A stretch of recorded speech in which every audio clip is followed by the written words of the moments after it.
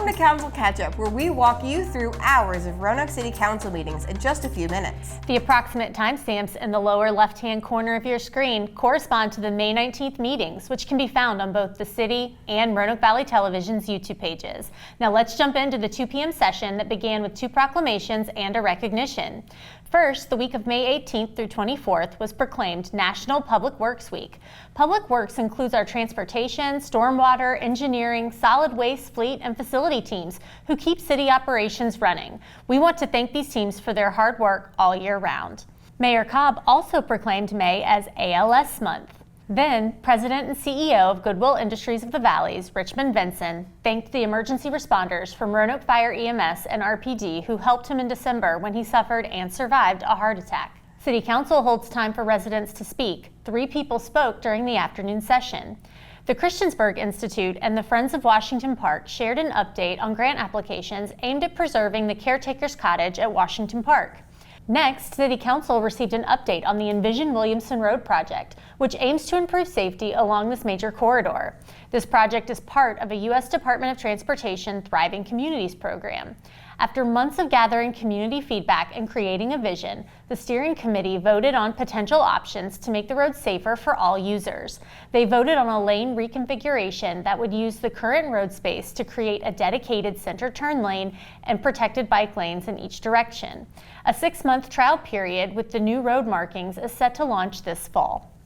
Next, Parks and Recreation Department presented its master plan update. The 10-year plan was adopted in 2019. Current goals to stay on track include investing in current park infrastructure and addressing aging facilities. Then, Council passed an ordinance accepting the Virginia Department of Fire Program's Burn Building Grant. City Manager Val Marie Turner recognized the 13 graduates of the 2025 Advanced Citizens Police Academy, who completed an 11-week program for an in-depth look at police department operations. Ms. Turner announced that the city is ready to make a splash this summer. The Fallon Park pool is filled and waiting inspection, while the ribbon cutting for Washington Park pool is scheduled for Friday, June 6th. At the end of the meeting, Council passed a budget ordinance authorizing the pay plan for officers, employees, council-appointed officers, and constitutional officers. This was the second vote for this ordinance, which received a 4-2 vote on May 12th. The evening session included 5 public hearings. The first was a request from Sunlight Bakery Building LLC to repeal all conditions on a Salem Avenue property. Council passed that applicable ordinance.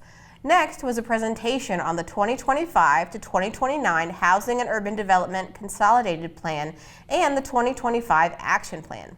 The third hearing focused on granting an easement to the Western Virginia Water Authority for water and sewer lines on city property.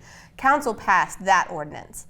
Then, Council passed an ordinance creating a new taxation classification for blighted and derelict properties during the 4th public hearing. During the last hearing, Council passed an ordinance appropriating funding for certain Roanoke City Public School Board budget shortfalls for continuing and new capital projects. The evening session ended with 3 residents addressing Council.